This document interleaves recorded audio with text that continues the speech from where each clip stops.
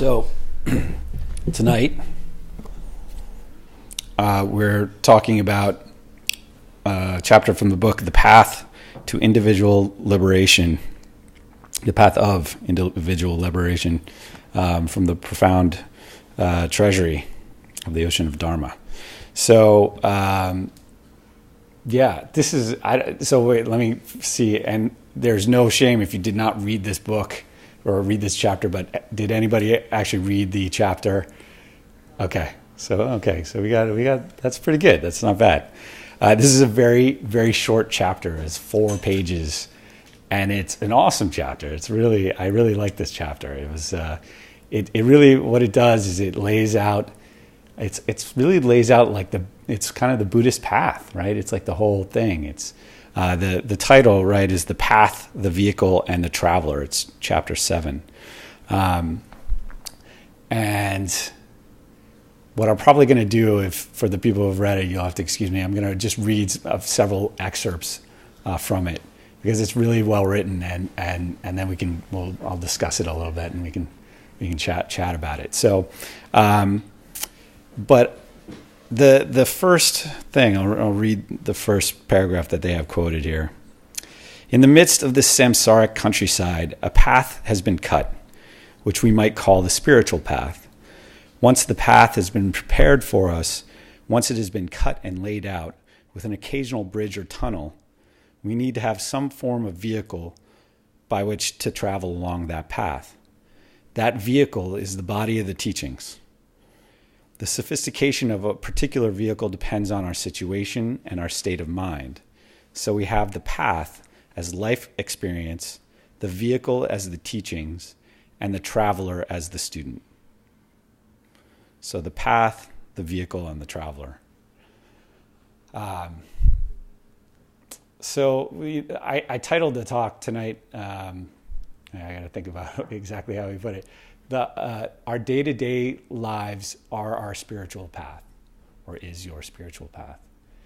And one of the things I really loved about reading this chapter was because it reminded me of this, right? I think that we have a tendency when somebody talks about a path and teachings, we have a tendency to think about this stuff as like, okay, well, here's the path, and either I'm on it or I'm off it. You know, if I'm like, so I've learned my teaching, I've learned to meditate, I'm learning to meditate, and I'm learning these Buddhist teachings, and that's the path. And sometimes I fall off the path, and sometimes I'm on the path, right? It's like a little bit like being on the wagon or off the wagon, right? And the thing is that what this chapter reminded me, and just kind of it just inspired me in this to recall or to understand that we're always on the path. The path is our life experience. You know, the teachings, which are what they call the vehicle, the vehicle helps us in the path, and hopefully we have the ability to use different teachings or different types of vehicles depending on the terrain we're on, right? So, but it's not really exactly like the path. Either we're following the path or we're not. No matter what we're doing, that's our path. Our life path is the stuff that we have to work with. And I think that's really important for 2 reasons. But the one is because, you know, whatever we deal with on a day-to-day basis, right? I mean, perfect example, I was like worried about running late tonight, which I think I kind of made it almost on time. But like, you know, that has the ability, like, it kind of stressed me out a little bit. You know, I was like, my day at work went, like, you know, it was like one of those days at work where, you know, everything came at the end of the day. And I was like, I need to be like getting to New York Buddha Dharma tonight. And I'm on the train and I'm thinking, okay, now I got to remember what I wanted to talk about and the structure of the talk. And, you know, hopefully John's there, and, you know, okay, John is there and he's going to give the meditation instruction in case anybody hasn't meditated before. And these kinds of things are stressing me out.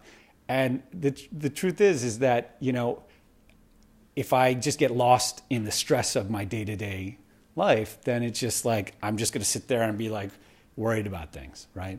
I'm just going to sit there and stress.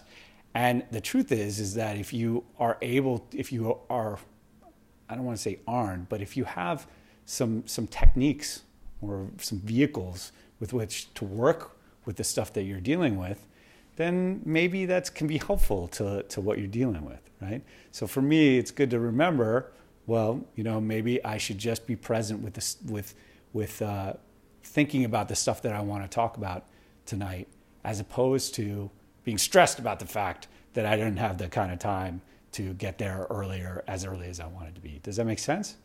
It's like our worries are the thing that take us out of the present. Our stresses and our anxieties make us less effectual at living life and doing the things that we're supposed to be doing, because they distract us.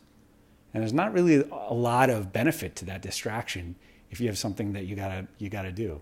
And it could just be something as simple as like navigating the sidewalk from the office to the subway station, because there's a lot of people, right? It's like, just as an aside, I always think about the Matrix. You guys ever see the first Matrix, where Keanu Reeves is in the Matrix for the first time with Morpheus, and he's like, they're walking down the sidewalk, and there's all these people wearing black coming in the opposite direction, and like Neo keeps like bumping into people on the way, and like Morpheus is just like not touching anybody, walking much faster. I know this is kind of seems silly, but it's actually sort of true, right? It's like our ability to be present with what we're doing, even if it's something as simple as walking down the street, actually helps us do that thing more effectively, right? And not to say that that's the goal, but that the stress and the distraction that comes with that stress or anxiety can really be problematic for us, right? It makes things harder rather than easier. So I had a note here too. It said samsara is like bushwhacking on the path. Yeah, sorry. So samsara is suffering. So samsara is the suffering that we experience as individuals. Samsara is the stress, right? Samsara is, what's that? Confusion, and stress. The samsara is not, well, it's not it helps us not be present, that's for sure. And what's that? Well, it's what we get to work with, right? It's if we didn't have anything to work with, we wouldn't really have a practice. Much like when we're sitting and we get distracted, right? When we were all sitting just a few minutes ago, I don't know about you guys, but I know for me, I get distracted. I start noticing that my brain is talking about things, and then at some point I become aware of it, and I'm like, oh, let me let go of this and bring my attention back to the present. But a lot of times there's a little bit of an inclination. I don't know if any of you guys felt this, but especially in the beginning when you're starting to meditate, a lot of times there's this subtext of like, oh, I'm doing it wrong. Oh, like I'm a bad meditator, right? Like this is so hard for me. I can't keep myself focused on the present. And the truth is that act of meditation, right, is noticing when you're distracted, when you're not present, and coming back to being present. And without our minds there to distract us, to take us away, we wouldn't have anything to work with. That's literally what we work with when we meditate. So, and I'm gonna read also I'm gonna skip to the end real quick and read this because it's about what I'm talking about now. It says, mind is the journeyer. The particular style of working with yourself is the vehicle, and the situations you get into are the path, right?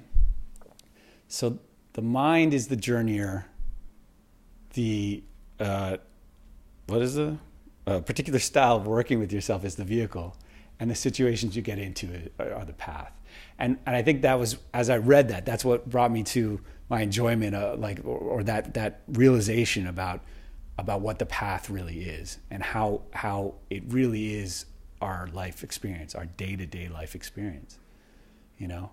It's without the stuff that we experience on a day-to-day basis, we wouldn't really have a path. We wouldn't have stuff to work with, right? And then the other interesting thing too is that I think the two big takeaways that I took from this was that one I just said, and then the other, which is, relates to the mind being the journeyer. The mind as the journeyer. We like to think of this. We like to think of things as like, we're talking about a path and a vehicle. And we kind of naturally want to think of like a destination, right? We're trying to get somewhere, right? If we've got a path and a vehicle, we're trying to get somewhere. But we're not really actually trying to get somewhere. We're going on this long journey, and sometimes it's arduous and it's epic because it's our lives. But really what it is a journey of our mind. It's a journey of ourself. We don't really actually have to go anywhere to get to ourselves. And this is like a little bit confusing, and this is like where I think like the Buddhists oftentimes, will be made fun of because of some very contradictory things that you find, but it's true. We're this journey, the path and the journey that we're on, using the vehicle and the path and traveling on the path. This is a journey of mind, and it is a journey. We can explore all different kinds of vehicles and all different kinds of paths, but it's not about actually getting anywhere. It's about realizing that it's all about our journey and not about sort of a destination, right? So that I think is so important, and it's so hard to understand in the beginning, because when in the beginning we're always sitting down to meditate, and we come to meditation, or we come to something like Buddhism, if we weren't brought up with it, because we're looking for something, because we're kind of searching for something. We want to feel better. We want to be happier. We want to be, more at peace. We want to be better people, right? We want to have better relationships. We want to be better at our work, or better at whatever, or, a sport or an instrument, and that's sort of very natural, right? We all come to the path because, or most of us come to the path because we're looking for something, because we're searching for something. And the thing is that what we find as we start learning these teachings, as we start sort of getting vehicles with which to help us along this path, what we find is that we keep coming back to right where we are, and just who we are. And I was talking with a friend of mine, Phil. You guys know Phil Schmal, and we were discussing the same topic, and he was like, yeah, people think that they want to start meditating, and they're like, it'll make me a better version of myself. And I was laughing because I told him, I was like, well, actually, I probably have used that. I've used that saying in reference to myself. I'm like, I kind of feel like my meditation and the Buddhist teachings, my practice has made me a better version of myself, and that may be true, but the way that it does it is by making me more accepting of who I am. It's not actually really so much about changing who I am. It's actually about bringing me back to who I am in this moment and in any moment, and sort of being okay with that, sitting with that. And it's funny, the more accepting, the more understanding and present and accepting you are with yourself, the more it does kind of change you, right? Because it changes the way you interact with the path. It changes the way you interact with the people and the experiences and the situations on the path. But strangely, in paradoxically, it doesn't actually necessarily have to do with changing yourself. It has to do with being present with yourself. And that's I find that really fascinating. I find that really interesting, that change can kind of come by not trying to change. Right? It's sort of an amazing thing. let me read a few more parts of this, because so much of it is well written, and then we can unpack that a little bit. So one of the important things on the sort of classical Buddhism thing is the yanas. So typically we split up Buddhism into 3 yanas, or vehicles. Yana means vehicle, and then you have the Hinayana, the Mahayana, and the Vajrayana. And so the Hinayana is translated as, well, so Chogyam Trungpa apparently, like to translate Hinayana as the foundational vehicle, right? A pejorative term, I heard that a pejorative translation is the lesser vehicle, right? But foundational seems to make more sense. The Mahayana, which is a lot of the Shambhala teachings that I've kind of learned and we talk about here, is translated as the greater vehicle, and the Vajrayana is tantric practices. Right? So I don't want to, like, there are limitations to metaphors and the way we talk about these things, but I'm going to give you one for the yanas, for the vehicles. And the Hinayana, I'm going to say, is like your faithful old Toyota Corolla. Okay, it's like, it will get you from point A to point B. It will last forever, and it will never die. And it is like your great daily commuter car. The Mahayana, I'm going to say the Mahayana. Maybe the Mahayana is maybe it's like a little more capable. Like it's like a 4-wheel drive car, right? Maybe it's an all-wheel drive, like Subaru or whatever. So you could get like a little dirty. You can head up to Vermont. You can get in the mountains, go skiing. If there's snow, it doesn't really matter. And then when you think of the Vajrayana, I like to think of a Ferrari, actually, right? So the Vajrayana is it's sexy. It's like special. There's like tantric sex things in the Vajrayana that I don't know anything about, but these things exist, and so everybody's like, well, why wouldn't you just want to go with the Ferrari? I mean, I want a Ferrari, right? But the thing, well, yeah, and some of us don't, right? But I think ostensibly so. But like, one of the things is what is the good of having a Ferrari if no one's taught you how to drive a stick shift car? And that, I think, is a good way of thinking about the vehicles a little bit, in the sense that it's not helpful if you haven't been taught how to drive stick or use a paddle shifter, which I don't know, I'd be a little confused. I'd be like stripping gears if somebody gave me a paddle shifter on the steering wheel. You guys know what that is, right? The shifts on the steering wheel. I think that you need to have some training to take advantage of certain vehicles. I don't know. Does this seem like a good way of describing the metaphor? So like, because we're on the vehicle, this is the title of the chapter. So I kind of want to know. I kind of want to know what happens when you get in the Ferrari, but I'm very okay with the Corolla. We have a 10-year-old Corolla, and it's a great car. So, and I mean that literally and metaphorically. So yes, so those are the yanas, the vehicles, okay? And with the vehicles, so I think when you break down, okay, so the limitations of the metaphor, with the yanas, with the vehicles, sometimes we don't need a car. We're on our path. We're walking through life, right?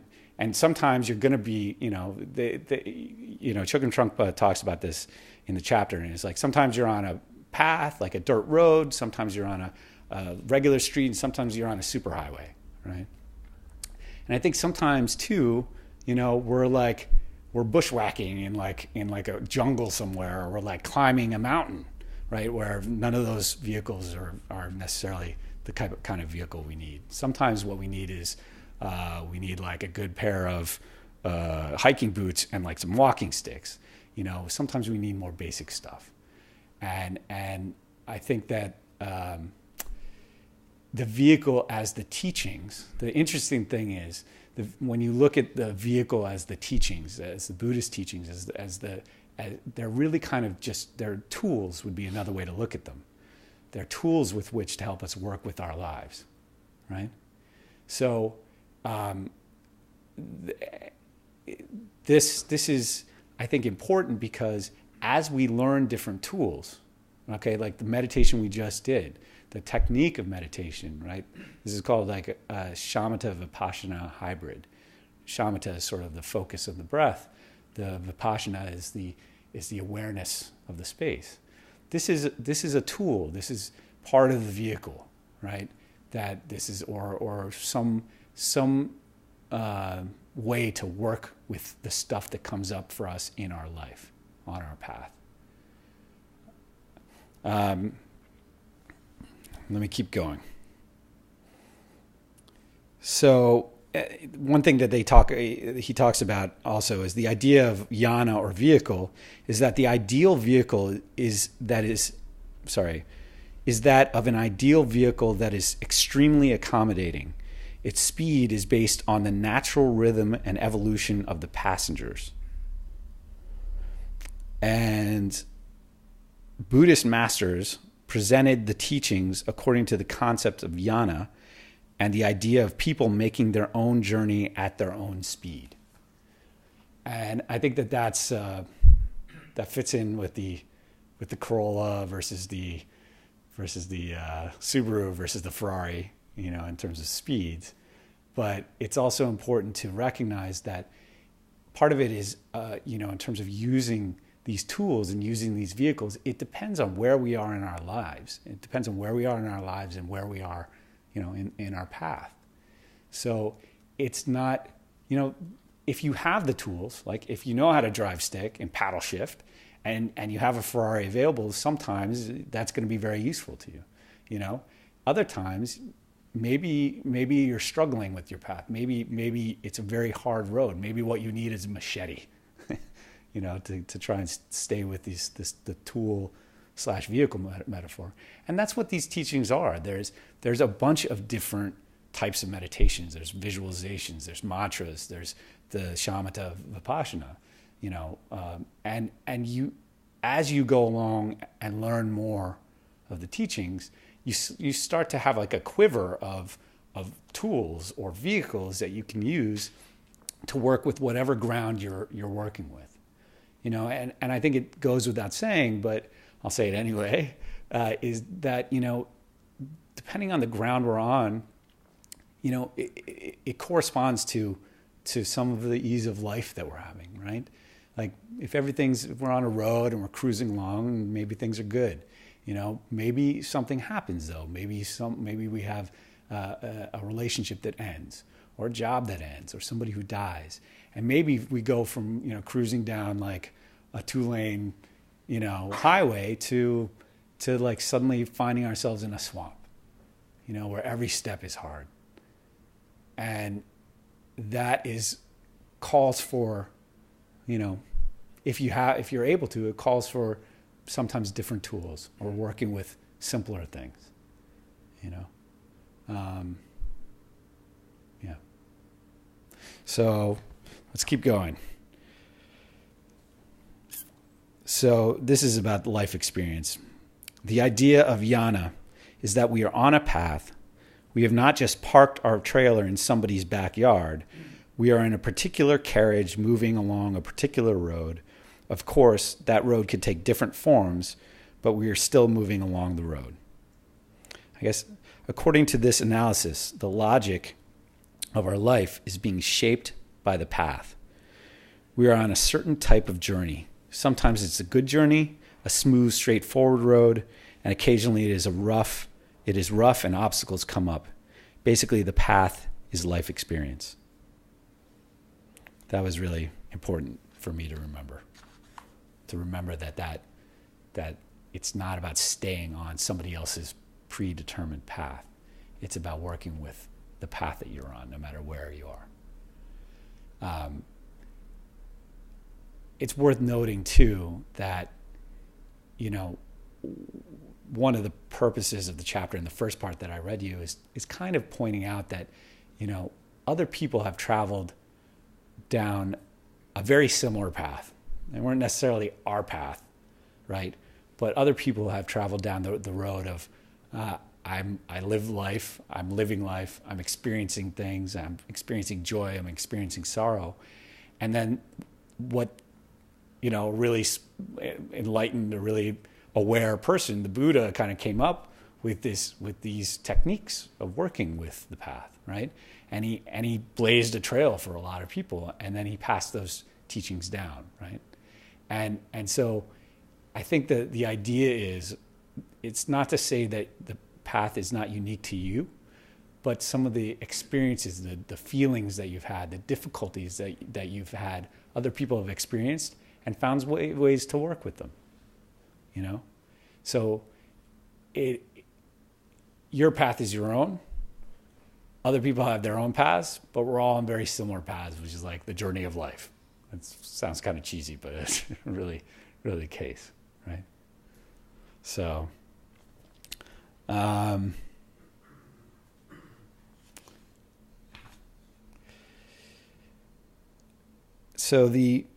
this is just saying, I kind of already touched on this, but I'll say it anyway. At the Hinayana level, the mode of transportation may be fairly slow and functional. Toyota Corolla. At the Mahayana level, it's only 4 cylinders. It really is not it does not go well on the highway. All right. At the Mahayana level, it may be somewhat more accommodating and easier to get into. Corollas they're really little cars, so if you ever get in and out, no, okay, yeah, no, okay. At the Mahayana, it might be a little more accommodating, easier to get into. At the Vajrayana level, the vehicle is highly accommodating, but it may be too efficient for the riders. Ferrari. So we have the path as life experience, the vehicle as the teachings, and the traveler as the student. So student being, right, the student is us. The traveler, the student is our minds. We're the travelers. So now that's kind of the first main part, which is that idea of the path being our life experience, whatever our life experience is. The second part was great. So on the journey, you are not going anywhere. At the same time, you're going completely. You take a journey in order to realize that you are not going anywhere. On the way, you're shedding your ego, trying to surrender it completely. But when you reach the final destination, you realize that you have returned back home. You've gone in circles and come back to square one. You started from your home ground, samsara, which we talked about, and your journey has taken you back to the home ground, but that home has suddenly changed its name to enlightenment. This is serious stuff. This is the journey we are trying to make. It is a journey. It is the journey itself that is important. So, I don't know if this makes sense to you guys, but this is such an important point, and I think that sometimes it does take people a long time to kind of to get to this realization, which is it is a journey. It is like a journey every day along the path, and what we just keep coming back to, and what the practice keeps telling us to come back to, what we're practicing coming back to, is coming back to ourselves, coming back to the present. But we're just trying to let go of all these stories that our mind likes to spin about whatever it is. And the more we're able to do that, the more we practice letting go of these ideas of self and how things should be and how I wish they were and I wish they weren't this way. And when we let go of those things and we come back to the present, we're coming back not only to what's around us, but we're coming back to ourselves too, right? But we're coming back with less of a sense of I wish things were different. I don't like the way things are. I don't like the way I am. We're just coming back. And when we let go of that constant stress and berating of ourselves about how we want things to be or how we think things should be, we can actually just interact with the present, whatever it is, in a really genuine, really direct way. And that is, if there's anything that I've come across as a way to describe enlightened being, I think it is in a very genuine, direct, and sort of egoless present, right?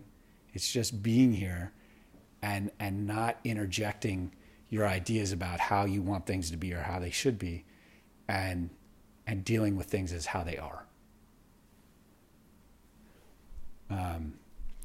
And the whole journey part, right, is that we kind of, it's not something that's very easy to do. You can't just be like, okay, well, I'm going to be enlightened now. I'm going to sit here and be present, and that's it. Because we're so trained, our minds are so habitually used to interjecting, well, do I like this person? Do I like this situation? What do I want to get out of this? Am I getting what I want out of this? Maybe I'm not getting out of it. How do I get what I want out of this?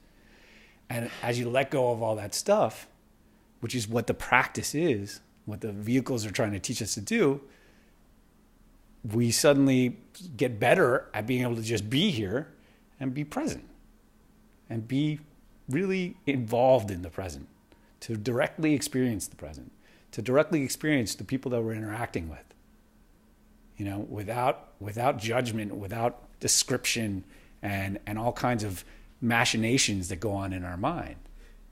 And there's all kinds of intelligence, or wisdom is really the better word, for it in the present. There's compassion, wisdom. All this stuff is unlocked by being present and not constantly thinking about I, me.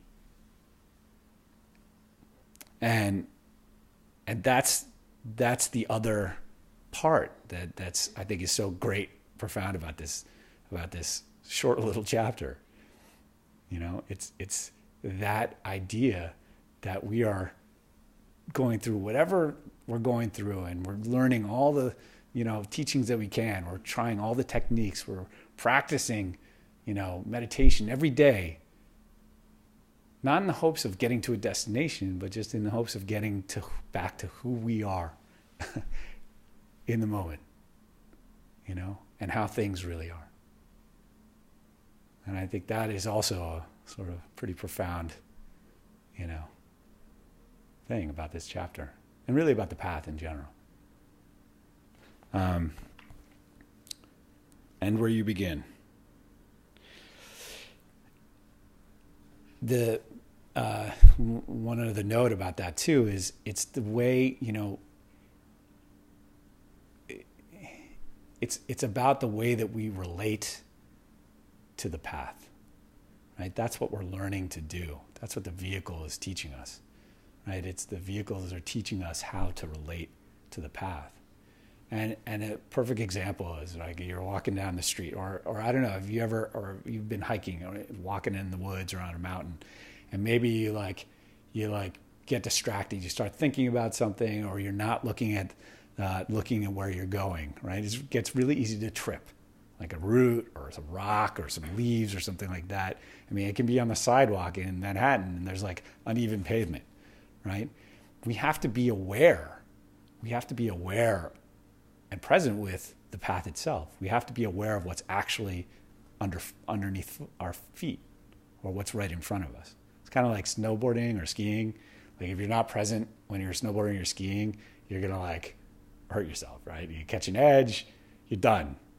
You get a concussion, or if you don't have a helmet on. Not that happened to me, might have. But it's this metaphor, it's the same thing, right? So as we get distracted mentally, maybe we're not being present with the ground around us, the ground, the path, the environment. And every time we just sit here and keep practicing, noticing when we're thinking and bringing our attention back to the present, that's what we're practicing. We're practicing being aware of the ground, being aware of the path. And being aware of ourselves, being aware of what's going on in our mind.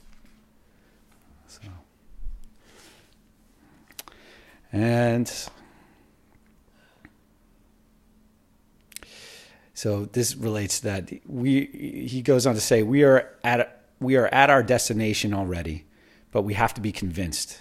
We have to be shed completely of our struggles and distrustfulness. That is the journey.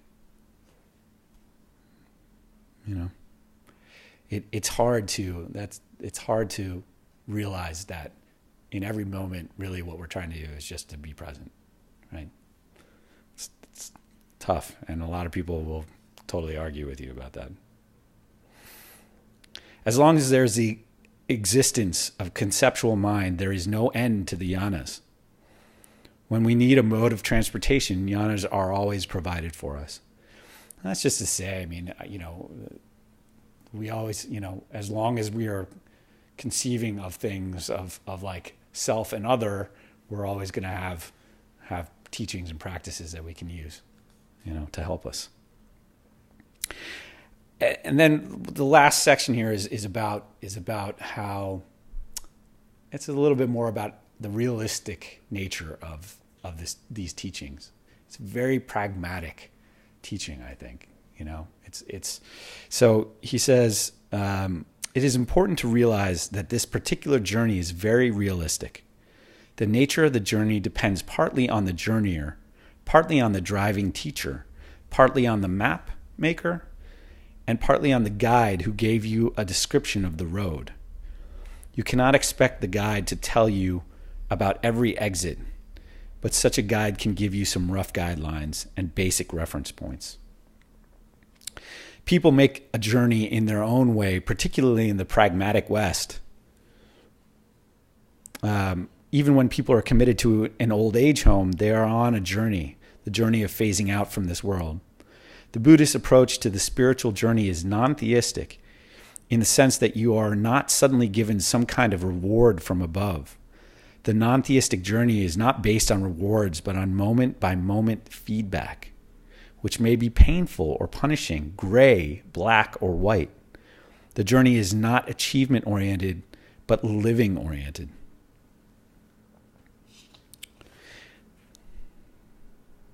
If you see clearly, you get visions back that enable you to go further all the time. At first, I was kind of confused by that statement in relation to this. If you see clearly, you get visions back that enable you to go further all the time. But I think what that means is it's really what we've been talking about, right? So when you are present and you're seeing things clearly, it enables you to interact with the present. It enables you to go forward on the path. It enables you to interact with the world or with other people in a way that makes sense, in a way that is awake, for a better lack of a better term, I think. And then the last sentence or two here, which I already read, but I'll read it one more time. Mind is the journeyer. The particular style of working with yourself is the vehicle, and the situations you get into are the path. However, although you are on a journey, there is no point in talking about it. You don't need to talk about your journey. Just do your practice. I guess I didn't read all that. And I think that's part of the thing is when if we're sitting around talking about, well, this is such a great opportunity for me to practice my vehicle, the things I've learned, because you're a really difficult person, and I'm gonna work with that right now. You're kind of missing the point a little bit, right?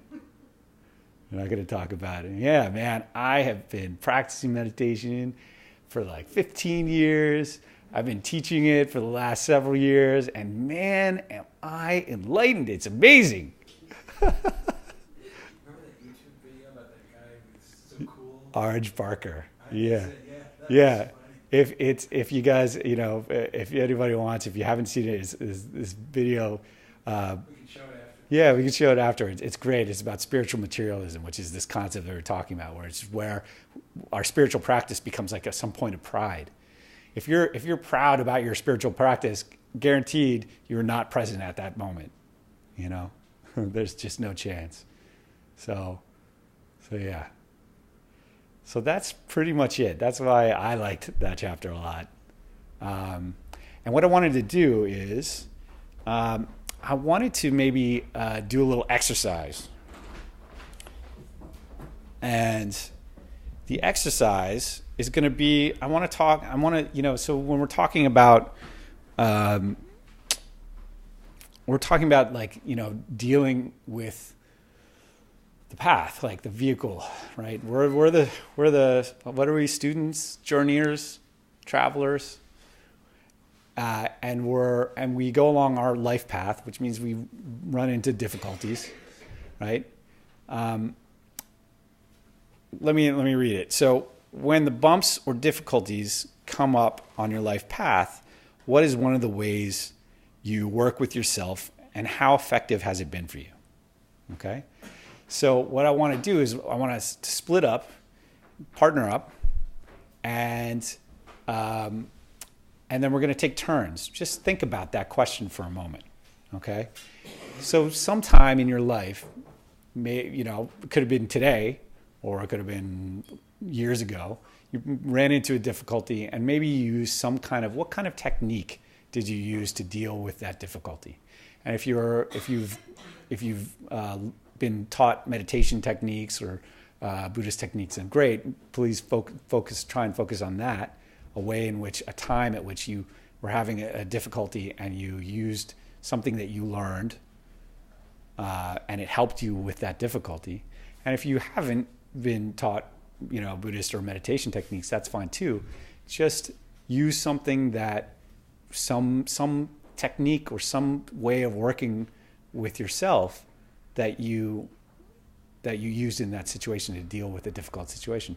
And then just all I want you to do is communicate it to your partner. Just tell them about the situation and how you dealt with it, and what kind of techniques or what technique you used. And then the person who is listening to you, your goal is to just sit and listen and be open to what the person is telling you. You're just going to hold space for that person. You're not going to ask them questions. You're not going to interact with them. You're just going to allow them to describe the situation and the technique that they used. And then we're going to switch. And the reason I want to do it is because I want us to think a little bit about how the bumps in our day-to-day lives are things that we have worked with or could work with. And I think it's interesting also, it's always interesting for me to find out from people how they work with things. Particularly if you're trained in meditation or you've learned some of these teachings, it's really interesting, I think, to see it applied in your real life. But even if it's not, what did you do? I know there are times I had a fight with a girlfriend maybe 15 years ago, and I drank like half a bottle of Jack Daniels. That was how I dealt with it. I was really hungover the next day. It was rough. But what was great, what was really interesting, was that the next day I woke up and I realized, I was like, oh, this is one of the ways that I've developed to deal with a stressful situation. And that realization led to maybe I should find a way that doesn't involve drinking half a bottle of Jack Daniels to deal with a tough situation. And I think we all have techniques. Some of them were taught by our parents, and some of them are good and some of them are not. Or healthy and unhealthy, or challenging, ways of dealing with things. Does that sound good? Can you guys down? And the only thing I would say is if you know somebody here, we're going to try and find somebody that you don't know to actually do this exercise with.